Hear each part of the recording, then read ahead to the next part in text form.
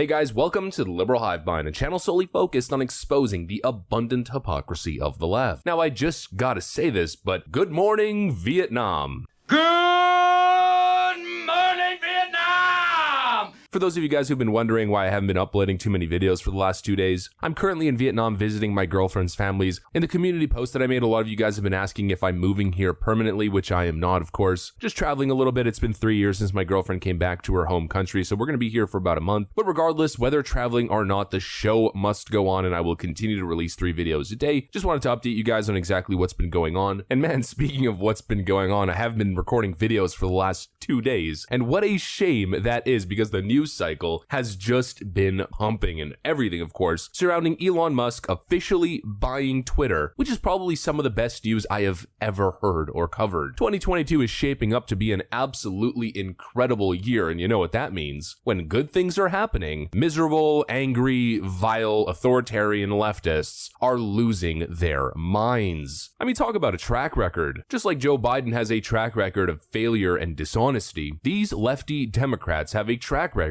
of just being on the wrong side of history. The meltdown, the screeching, the crying, the empty threats of leaving the platform, or I don't know, I guess moving to China, is probably going to be the new narrative. God forbid we live in this fascist hellscape with all of this evil glorification of free speech. We're moving to China because internet censorship is the bedrock of democracy. It's probably going to be the new ridiculous Democrat talking point. Obviously, I'm being facetious, but you get the point. Democrats, like usual, are losing their minds, and we just gotta talk about all of the hypocrisy and all of the craziness. I'm gonna start off by showing you guys some of the leaks that we got from Twitter, and then we're just gonna talk about the whole dynamic going on surrounding Elon Musk officially buying Twitter. But of course, before we get into any of it, please make sure to leave a like, a comment, subscribe, share the video as much as possible. We are still shadow banned by the YouTube algorithm, hidden from non-subscribed viewers. And with that out of the way, let's roll the tape. Alright folks, so first off, we got some leaked audio from an all hands on deck Twitter meeting that essentially confirms the speculation as to how this whole situation played out. When we voted this morning, the vote to approve the transaction was unanimous at the board. I think this process was comprehensive and thorough, and ultimately, we felt that this was the best path forward for Twitter and our shareholders. I think many of you understand this, but I also want to just explain the basics of what it means to be a board in this situation. So we are a Delaware company, and as a board in a Delaware company, we have a fiduciary obligation to our shareholders, which means by law, we're required to act in the best interest of our shareholders. What this means in Delaware is a duty of care and duty of loyalty.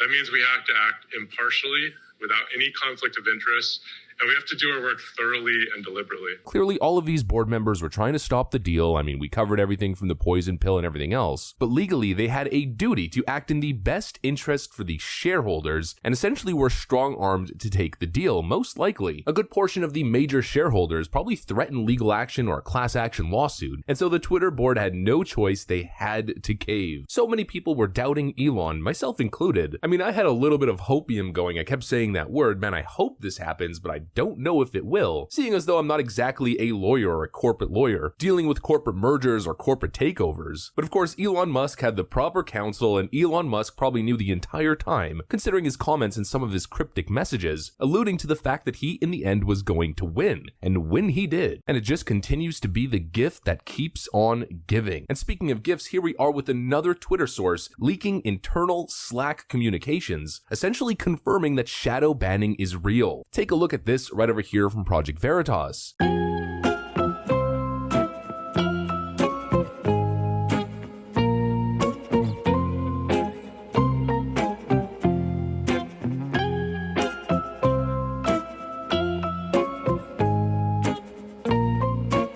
Oh, interesting. I thought shadow banning never existed. People tell me I'm crazy to say that I'm shadow banned on YouTube when I literally have the analytics to prove it. Behind the scenes, I have all of the analytics and all of the data, but here is an inside Twitter source essentially confirming that they have the power to do it. Turns out what seemed to be a right-wing conspiracy theory in the end was just a conspiracy. And man, oh man, it is all over. It is done. This is one step closer to free speech on the internet. And when liberals, left-wingers, are seething. Here's a Twitter employee responding to Elon Musk in a Twitter thread. Elon writes, suspending the Twitter account of a major news organization for publishing a truthful story was obviously incredibly inappropriate. Connor Campbell, who seems to identify himself as a Twitter employee, writes, that's not what happened. Twitter had a policy about hacked documents. We applied this policy equally. The merits of that policy are debatable, but it wasn't targeted censorship. Connor Campbell then swiftly got ratioed beyond belief, one of the most disgusting ratios I've ever seen, and swiftly, well, this happened.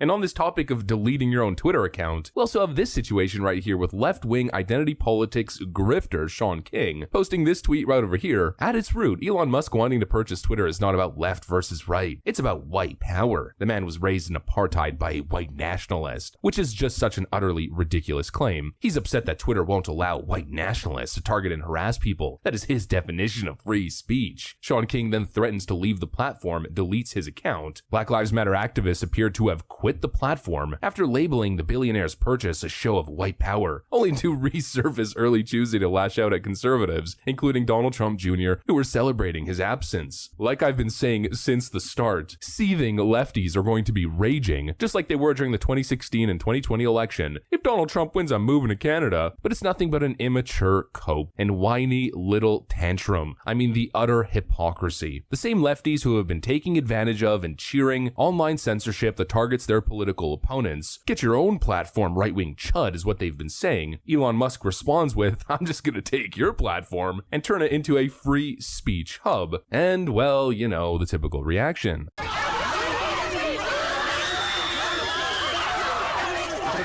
And speaking of hypocrisy, all of a sudden, after years of cheering on all of these left-wing billionaires when it was to their benefit, all of a sudden, their tone and their messaging has completely shifted. Take a look at some of these tweets. Robert Reich, who has been on a totally unhinged meltdown, I mean, just take a look at his Twitter feed. He seems to have completely lost his mind. Well, he writes, Zuckerberg owns Facebook, Instagram, and WhatsApp. Jeff Bezos owns the Washington Post. Elon Musk owns Twitter. When multi-billionaires take control of our most vital platforms for communication, it's not a win for free speech, it's a win for oligarchy. I mean, it's not like we've been literally saying the same thing for God knows how long. And all of a sudden, as the pendulum starts to swing in their direction, they start finally admitting the truth and saying the same things we've been saying. The only difference is they're absolute hypocrites and only take these stances when it benefits them politically. David Rothkopf writes, the richest guy in the 2021 Forbes 400 owns the Washington Post. Number 2 now owns Twitter. Number 3 owns Facebook. Number 5 and 6 started Google. Number 4 and 9 started Microsoft. Number 10 owns Bloomberg. Free speech? You decide. Do not trust Elon Musk. Do not trust Jeff Bezos. Do not trust Mark Zuckerberg. Do not trust Tim Cook. Do not trust Sundar Pichai. Do not trust Satya Nadella. Regulate them. Break up big tech. Hold them accountable. The same people who have been defending and protecting these same companies and billionaires who have been controlling the public conversation, the flow of information, are the same people who are all of a sudden outraged. They are nothing but hypocrites and political opportunists. I mean, just think about this for a second. They are outraged at the concept that the playing field might be evened just a little bit, that conservatives might actually get a fair share at having their voices heard on a public platform. The loss of absolute control petrifies them, and that tells you exactly who and what they are. Elon Musk buying Twitter is the best thing to happen to free speech on the internet for a very, very long time, essentially over the last 10 years. But it's just the start, folks. It's just the first step. The next step is total decentralization. But for now, just a little bit of equalization is just a beautiful thing. I mean, you just know if lefties are outraged about something, then it's probably good for the greater good of society. But of course, that's what I got for you guys. If you enjoyed this video, please make sure to leave a like, a comment, subscribe, share the video as much as possible. We are still shadow banned by the YouTube algorithm, hidden from non-subscribed viewers. I'm going to get back to work. I want to thank you guys for watching, and I'll see you on the next one.